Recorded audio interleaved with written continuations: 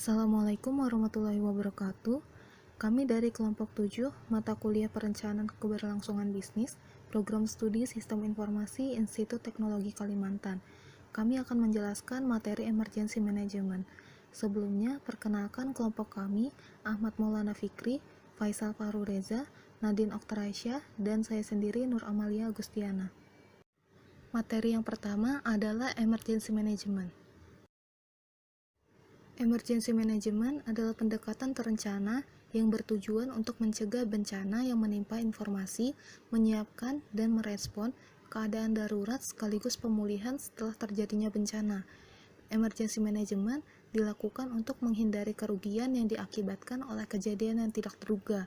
Sangat penting untuk mengetahui siapa pihak yang bertanggung jawab dalam merencanakan, mengatur, dan menjalankan emergency management. Pada rencana BC atau DR, harus direncanakan pula roles yang bertanggung jawab saat adanya bencana. Manfaat dari emergency management antara lain dapat memulai kegiatan kembali secara cepat, memperbaiki tingkat keselamatan, melindungi aset vital organisasi, mengurangi biaya asuransi, memperbaiki tingkat keamanan, mematuhi peraturan, dan mengurangi kesalahan karena panik. Ada 4 tahapan emergency management. Yang pertama, pencegahan, yang kedua, persiapan, yang ketiga, tindakan, dan yang keempat, pemulihan. Tahap pencegahan merupakan rancangan emergency management untuk mengambil langkah-langkah pencegahan bencana. Pada tahap ini, dilakukan proses manajemen risiko yang meliputi kegiatan.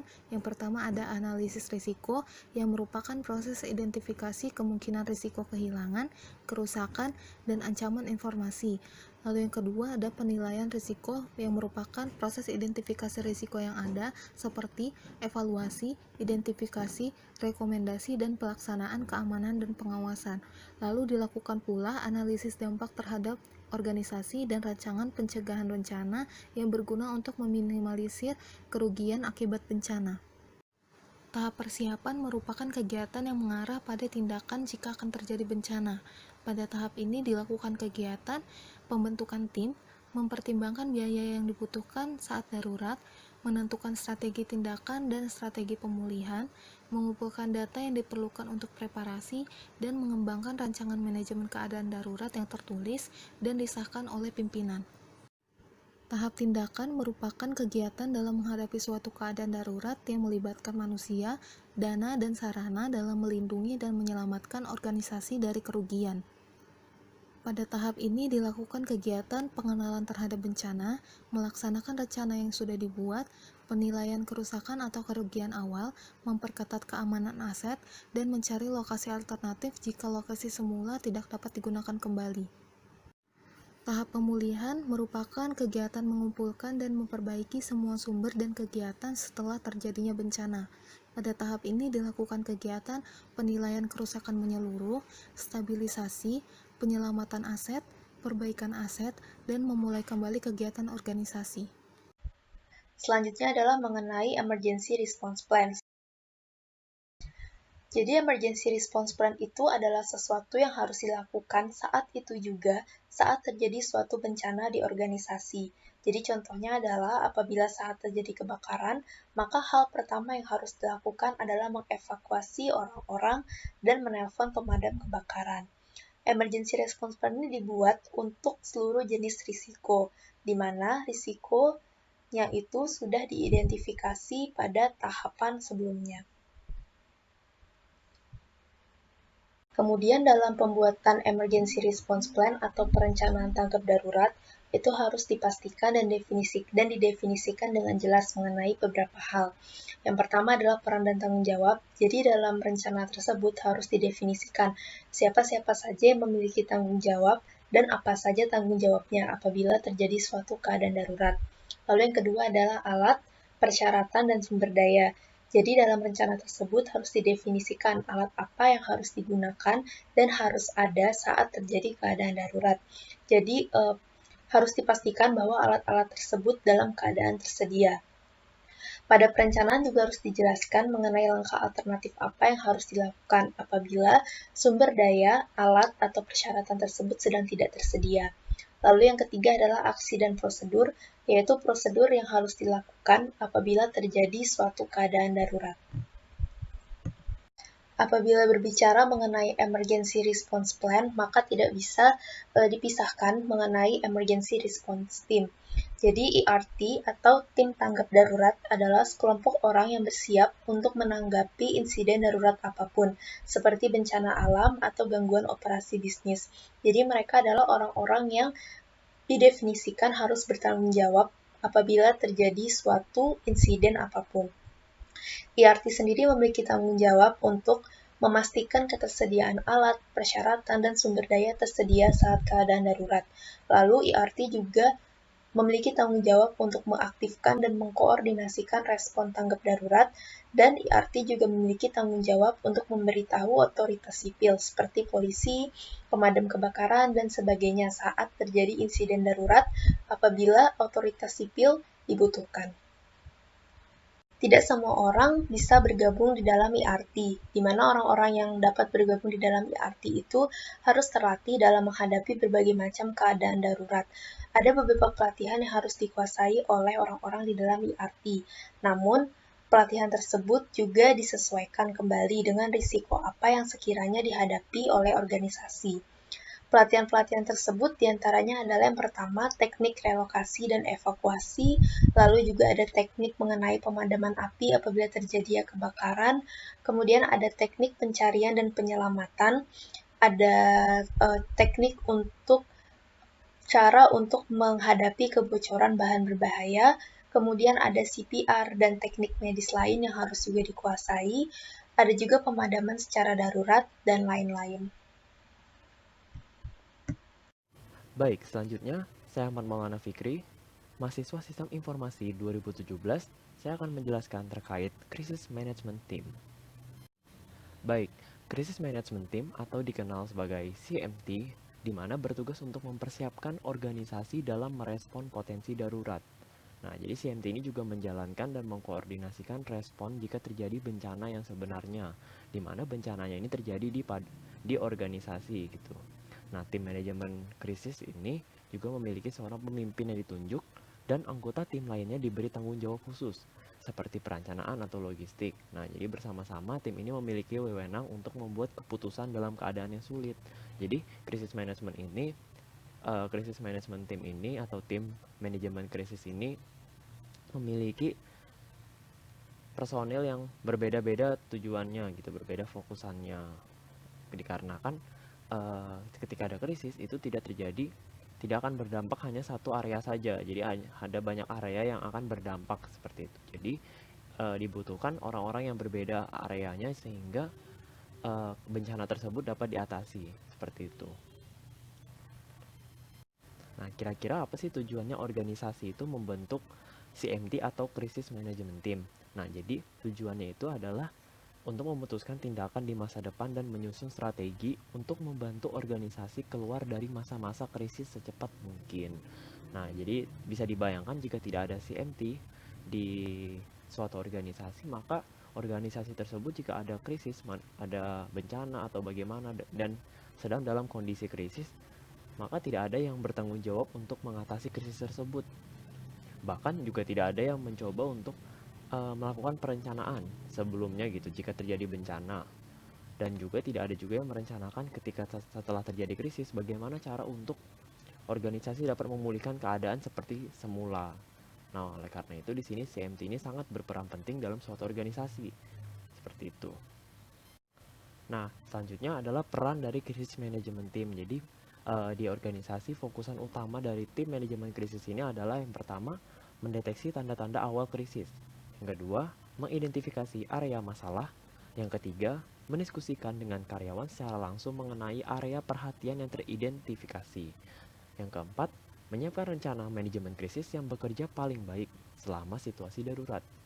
Yang kelima, mendorong karyawan untuk menghadapi masalah dengan keberanian dan tekad. Jadi memotivasi karyawan-karyawan itu juga untuk tidak kehilangan harapan dan memberikan level terbaik mereka ketika terjadi krisis. Dan yang terakhir adalah membantu organisasi keluar dari masa sulit atau masa krisis dan juga mempersiapkannya untuk masa depan, yang dimana masa depannya ini adalah ketika terjadi krisis seperti itu. Nah, selanjutnya perlu diingat bahwa dalam krisis management team ini, orang-orang di CMT itu perlu memiliki pandangan global tentang organisasi serta pemahaman yang baik tentang potensi dampak dan kebutuhan area spesifik mereka. Nah, setelah itu juga selain pemimpin, orang-orang di CMT bertindak sebagai pendukung wilayah. Mereka mengumpulkan informasi tentang area itu dan memastikan dampaknya dipahami dan diberikan prioritas yang tepat berdasarkan dampak-dampaknya atau berdasarkan juga tingkat risikonya seperti itu. Mereka memimpin atau mengarahkan pemulihan atau tindakan untuk area tersebut. Nah, kalau dalam organisasi besar, setiap area kemungkinan akan diisi oleh satu orang. Dalam organisasi menengah dan kecil, peran tersebut dapat dilipat gandakan atau dilipat 3. Yang terpenting adalah memastikan bahwa setiap area memiliki seseorang yang ditugaskan untuk menjaganya. Nah, anggota CMT juga tidak diharapkan untuk memiliki semua informasi untuk area tanggung jawab mereka di pikiran mereka seperti itu. Namun, mereka harus tahu di mana mendapatkannya dengan cepat jika diperlukan. Nah, yang terakhir, setiap anggota CMT adalah seorang advokat. Nah, advokat ini maksudnya adalah orang yang memastikan setiap risiko dan dampak area ditangani dan dipertimbangkan. Mereka juga harus dapat mempertimbangkan dampak keseluruhan dan memahami kapan area atau masalah lain menjadi prioritas. Selanjutnya adalah fungsi krisis manajemen tim ketika di tahap perencanaan. Nah, jadi CMT akan melakukan hal-hal tersebut jika terjadi di tahap perencanaan, yaitu yang pertama, menganalisis potensi risiko dan kerentanan organisasi. Yang kedua, berbicara dengan pemangku kepentingan atau stakeholder di semua tingkatan, baik di dalam maupun di luar organisasi tentang kebutuhan dan kekhawatiran stakeholder tersebut. Yang ketiga, identifikasi sumber daya yang tersedia dan dibutuhkan untuk menanggapi krisis. Yang keempat, mengembangkan rencana manajemen krisis yang terperinci. Yang kelima, mendapatkan sumber daya yang telah terpakai atau hilang.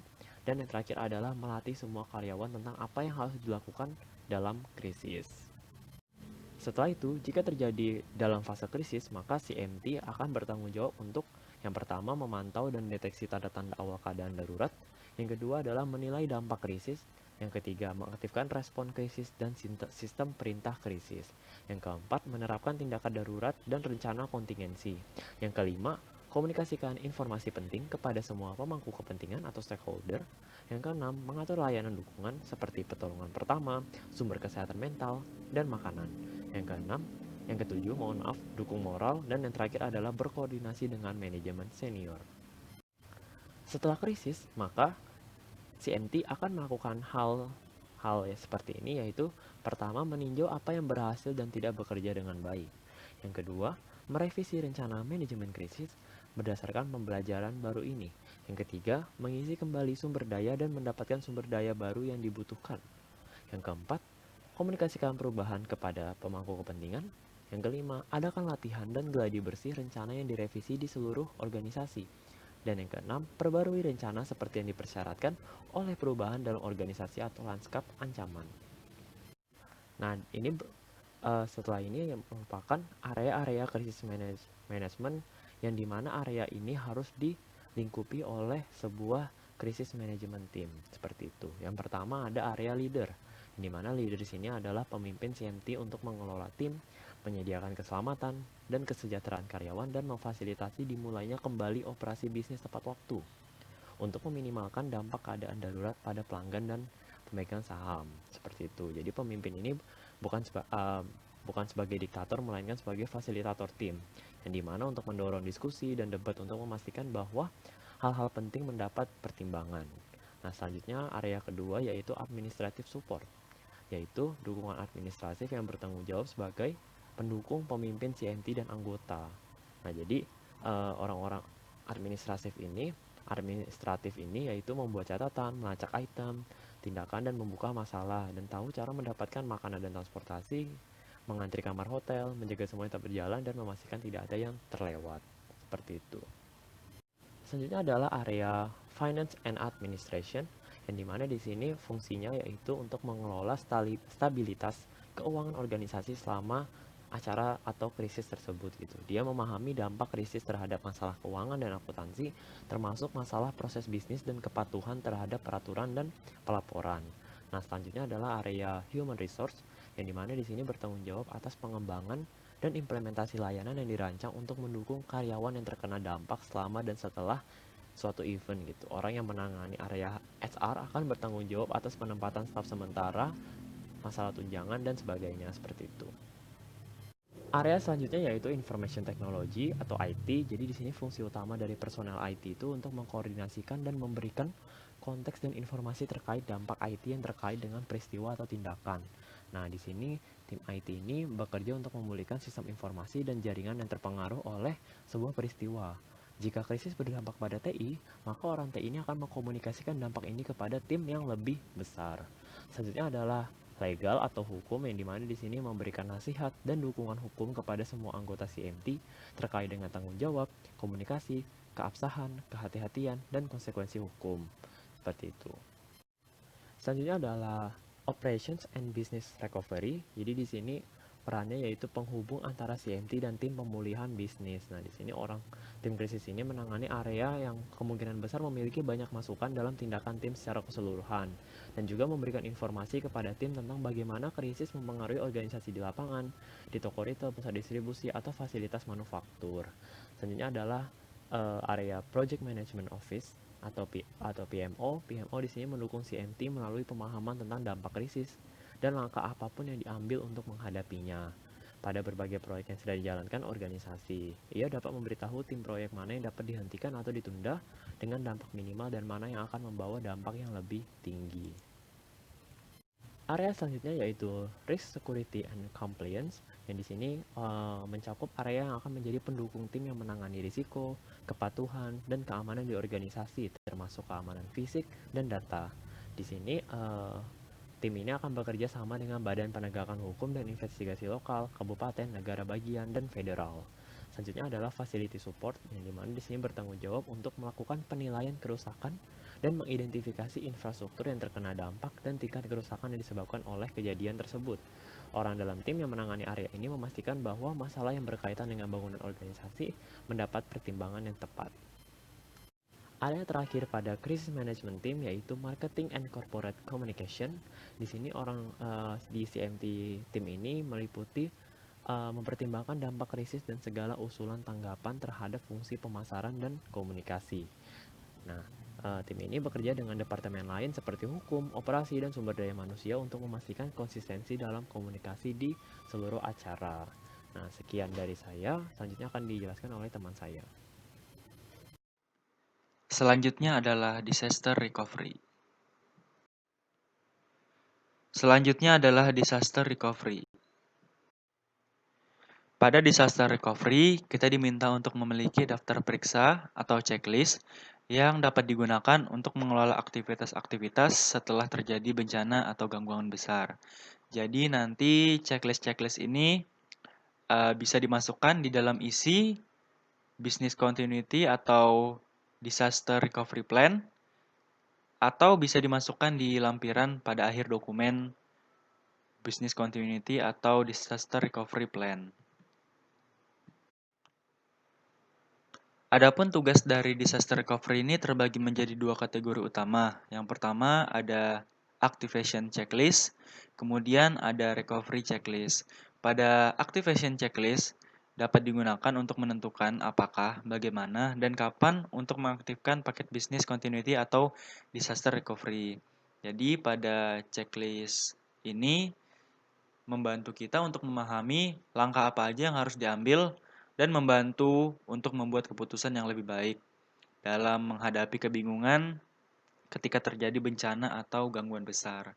Kemudian pada recovery checklist, di sini kita harus membahas tentang keselamatan dan kesejahteraan personel terlebih dahulu.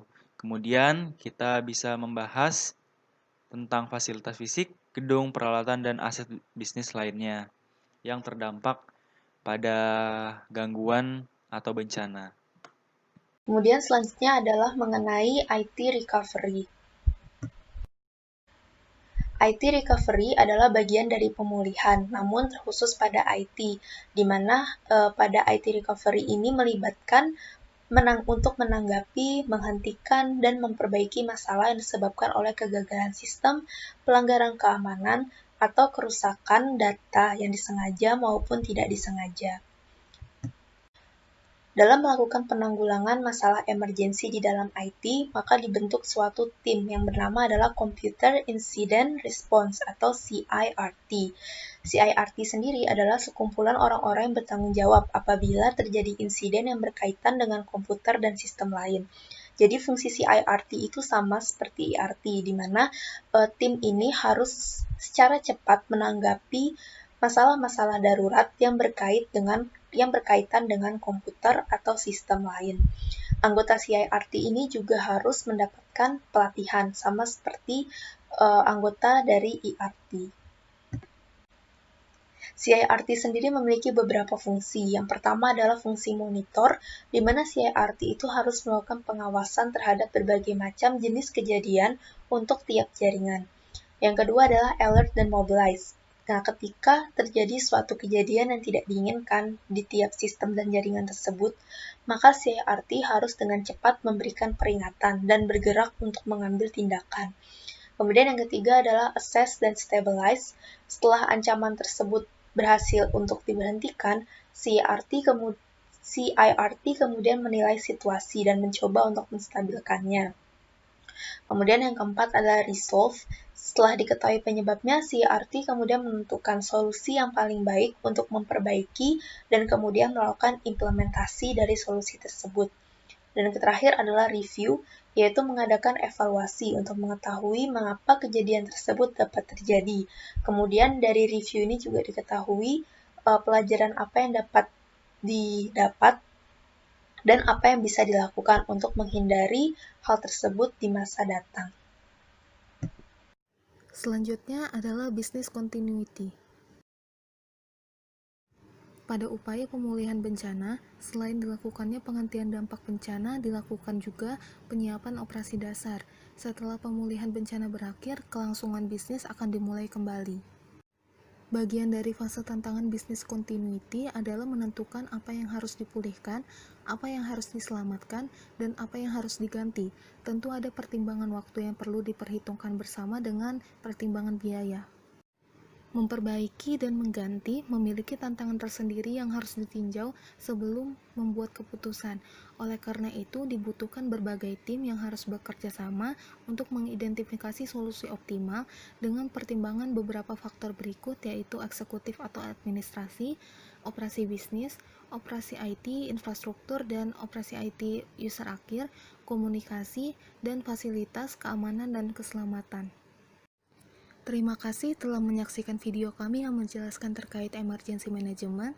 Kurang lebihnya kami mohon maaf. Wassalamualaikum warahmatullahi wabarakatuh.